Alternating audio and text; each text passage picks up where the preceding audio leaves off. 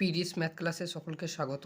নবম শ্রেণীর কোষে দেখি 10.1 চ্যাপ্টার লাভ ক্ষতি অঙ্কগুলো সমাধান করছি। আগের ভিডিওতে 2-এর দাগের অবধি সমাধান করেছিলাম। আজ 3-এর দাগের অঙ্ক থেকে সমাধান করব। 3-এর দাগের কোশ্চেনটা আছে, সুবীর কাকা 176 টাকা মূল্যে একটি ঘড়ি বিক্রি করেছেন। যদি ঘড়ি বিক্রি করে সুবীর কাকার 12% ক্ষতি হয়, তাহলে হিসাব করে দেখি তিনি কত টাকায় ঘড়িটি কিনেছিলেন। ঘড়িটি বিক্রি করে সুবীর কাকার ক্ষতি হয়েছে 12%। তাহলে লিখতে পারি যে ক্ষতি হলো 12%। এবার এই 12% ক্ষতি, এই কথাটাকে আমরা পেতে পারি যে ক্রয় মূল্য আর বিক্রয় মূল্য। যেহেতু 12% ক্ষতি, অর্থাৎ 100 টাকা যদি ক্রয় মূল্য হয়, তাহলে বিক্রয় মূল্য হবে 100 মাইনাস 12 টাকা। যেহেতু ক্ষতি হয়েছে, তার মানে হবে 88 টাকা। এবার বলা আছে যে সুবীর কাকা যে ঘড়িটা 176 টাকায় বিক্রি করেছে, তাহলে ঘড়িটার বিক্রয় মূল্য হলো 176 টাকা। তাহলে এখানে বিক্রয় মূল্যের নিচে লিখলাম 176 টাকা। তাহলে ঘড়িটির ক্রয় মূল্য কত, তাহলেই বেরিয়ে যাবে ঘড়িটি কত টাকায় তিনি কিনেছিলেন। এবার ক্রয় মূল্য বিক্রয় মূল্য সবসময়ের জন্য সরল সম্পর্ক হয়। সরল সম্পর্ক, অতএব ক্রয় মূল্য বার করতে হবে। অর্থাৎ ক্রয় মূল্য সমান হবে, এখানে আছে 100 ইন্টু 176/88। 4 দিয়ে কাটি, 4 2 8, 4 2 8, 4 4 16, 4 4 16, 22 দুগুণে 44। তাহলে 100 ইন্টু 2 মানে হচ্ছে 200 টাকা। তার মানে ঘড়িটি তিনি 200 টাকায় কিনেছিলেন। অতএব সুবীর কাকা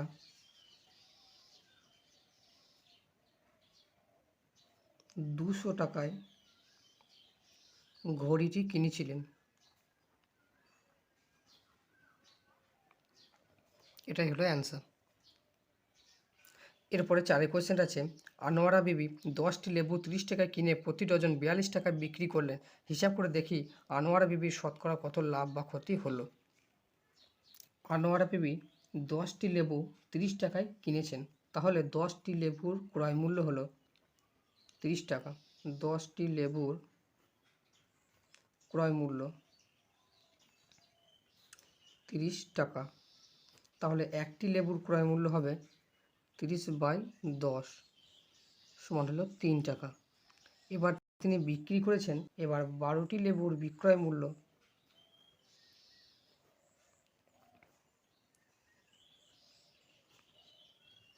42 টাকা। তাহলে একটি লেবুর বিক্রয় মূল্য হবে 42/12। 21 দুগুণে 42, 6 দুগুণে 12, 3 7 21, 3 2 6, মানে 7 2 টাকা, মানে হচ্ছে 3.5 টাকা। তাহলে একটি লেবুর ক্রয় মূল্য হলো 3 টাকা আর বিক্রয় মূল্য হলো 3.5 টাকা। তাহলে লেবুটির লাভ হবে, অতএব একটি লেবুতে লাভ 3.5 টাকা মাইনাস 3 টাকা সমান হলো 0.5, মানে হচ্ছে হাফ টাকা, তার মানে 50 পয়সা। এবার চেয়েছে শতকরা লাভ বা শতকরা ক্ষতি। তার শতকরা লাভ বা ক্ষতি হবে মোট লাভ বাই ক্রয় মূল্য ইন্টু 100। এবার অতএব শতকরা লাভ, একটা লেবুতে লাভ হয়েছে 0.5 টাকা আর একটা লেবুর ক্রয় মূল্য ছিল 3 টাকা। তাহলে বাই 3 ইন্টু 100। এবার দশমিক তুললাম, নিচে 3, 10 দিয়ে গুণ করলাম ইন্টু 100, একটা শূন্য কেটে গেল, সমান 50/3। 50/3 মানে ভাগ করব, 3 1 3, 3 6 18, তার মানে 16/2 16/2 তার শতকরা লাভ হয়েছে। এটাই হলো অ্যান্সার। এরপরে 5 কোশ্চেনটা আছে, অমলবাবু একটি ছবি 20% ক্ষতিতে বিক্রয় করলেন, কিন্তু আরও 200 টাকা বেশি মূল্যে বিক্রয় করলে 5% লাভ করতেন। তিনি ছবিটি কত মূল্যে কিনেছিলেন হিসাব করে লিখি। তাহলে এখানে ধরে নেব, ধরি অমলবাবু ছবিটি x টাকায় কিনেছিলেন। ধরি অমলবাবু ঘড়িটি x টাকায় কিনেছিলেন। এবার বলেছে প্রথমে তিনি 20% ক্ষতিতে বিক্রি করেছেন, তাহলে ক্ষতি হলো 20%। তাহলে এই ক্ষতি 20% থেকে দুটো জিনিস পাবো, একটা হলো ক্রয় মূল্য আর বিক্রয় মূল্য।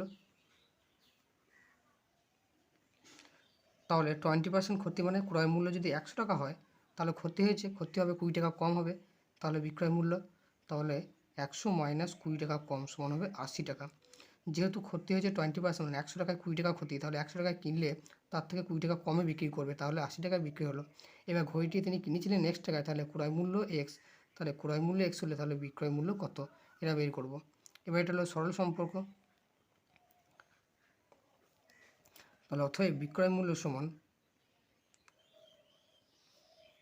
80 ইন্টু এক্স বাই 100।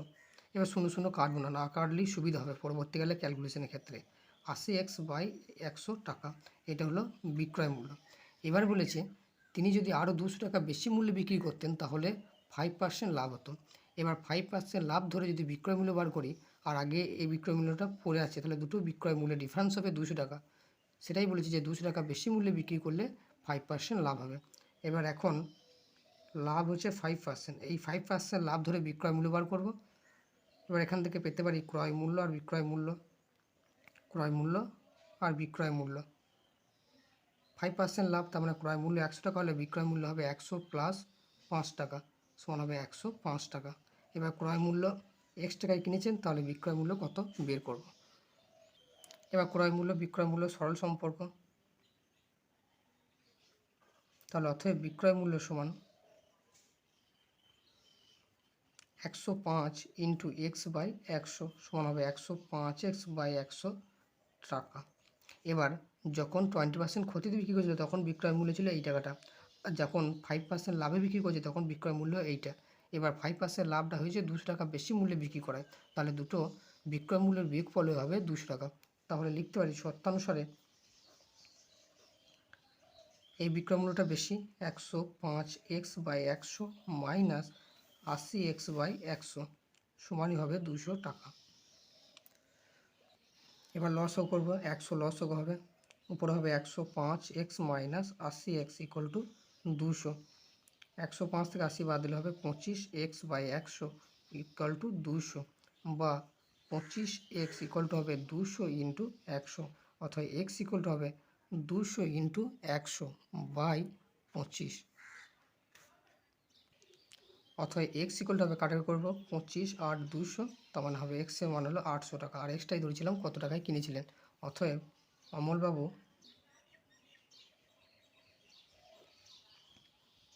800 টাকায় ঘড়িটি কিনেছিলেন, এটাই হলো অ্যান্সার। এরপরে 6 কোয়েশ্চেন আছে, সুপ্রিয়া একটি ঘড়ি কিনেছে, যদি সে ঘড়িটি 300 টাকায় বিক্রি করে তখন তার যত টাকা লাভ হবে 210 টাকায় বিক্রি করলে তার তত টাকা ক্ষতি হবে, হিসাব করে ঘড়িটি ক্রয় মূল্য লিখি। ধরে নেব যে সুপ্রিয়া ঘড়িটি X টাকায় কিনেছিলেন, ধরি সুপ্রিয়া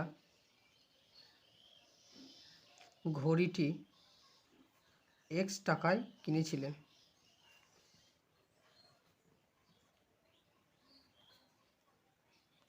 এবার ঘড়িটি বিক্রি করেছে 370 টাকায়।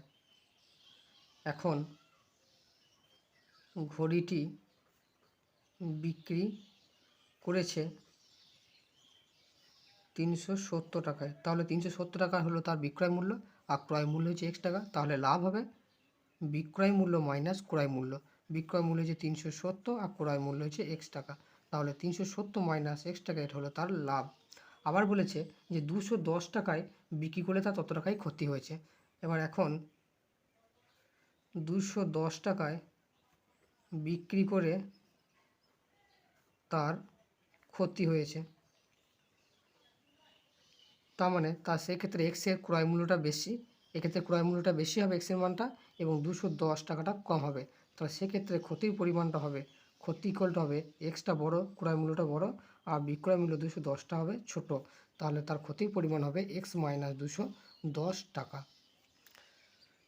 এবার শর্তে বলা আছে যে 370 টাকায় বিক্রি করে যত টাকা লাভ হবে 210 টাকায় বিক্রি করে তত টাকাই ক্ষতি হবে, তাহলে ক্ষতি এবং লাভের পরিমাণ দুটো সমান বলেছে, তার শর্তানুসারে এই দুটো সমান করে দিয়ে এক্সের মান বের করব।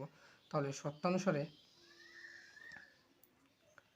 370 মাইনাস এক্স ইকুয়াল টু হবে এক্স মাইনাস 210, তাহলে এখানে মাইনাস এক্সটা রাখলাম, এই এক্সটা এদিকে গেলে মাইনাস এক্স, এদিকে মাইনাস 210, এটা এদিকে গেলে হবে মাইনাস 370, তাহলে মাইনাস এক্স মাইনাস 2x, এবার মাইনাস 210 মাইনাস 370, 0 7 রাখে 8, 3 আর 2 5, 580, শূন্য মাইনাস মাইনাস কেটে দিলাম, তাহলে এক্স ইকুয়াল হবে 580/2, 2 2 4, 2 9 18, 290, তাহলে এক্স ইকুয়াল হবে 290 টাকা। অতএব সুপ্রিয়া 290 টাকায় ঘড়িটি কিনেছিলেন। অতএব ঘড়িটির ক্রয় মূল্য 290 টাকা। এটাই হলো অ্যান্সার। এরপরে সাথে কোশ্চেনটা যে আমার দিদি অরুণ মামার দোকান থেকে 225 টাকা একটি ছাতা কিনলো। অরুণ মামা যদি ছাতার ধার্য মূল্যের উপর 15% ছাড় দিয়ে থাকেন তবে ওই ছাতার ধার্য মূল্য কত? এখানে দেওয়া আছে ধার্য মূল্যের উপর 15% ছাড়। এবার জানতে হবে ধার্য মূল্য কি। ধার্য মূল্য হলো প্রিন্টেড প্রাইস, কোনো একটা মালের উপর যে দামটা লেখা থাকে সেইটা হচ্ছে ধার্য মূল্য। এবার এখানে ধার্য মূল্যের উপর 15% ছাড় দিয়েছে, মানে 100 টাকায় 15 টাকা ছাড় দিয়েছে। তাহলে বের করতে হবে যে ছাতাটার ধার্য মূল্য কত ছিল। এবার ধার্য মূল্যের উপর 15% ছাড়, সেটা লিখে নেব। ধার্য মূল্যের উপর